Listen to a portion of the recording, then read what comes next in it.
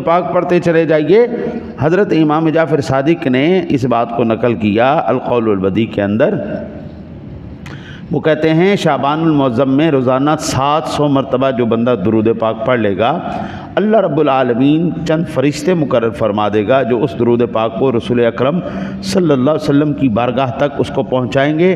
اس سے میرا آقا نبی اکرم صلی اللہ علیہ وسلم خوش ہوں گے۔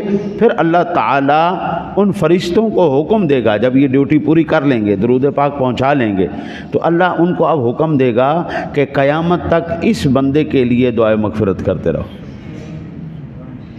ہاں جی حضرت، یہ کوئی معمولی بات نہیں نا۔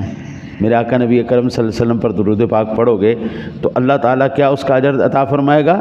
وہ فرشتے جو حضور کی بارگاہ تک درود لے کے گئے، وہ قیامت تک اب آپ کے لیے دعائے مغفرت کرتے رہیں گے۔ سکی اولاد نہیں کرتی جی 1 گھنٹہ 2 گھنٹے ختم ہوگی گل، پروگرام ہوئے بس اس کے بعد ختم، چلو اس کے بعد کون پوچھتا ہے؟ کسی نے 5-6 مہینے سال بعد سارے بھول بھلا جاتے کون فوت ہوا تھا ہمارا۔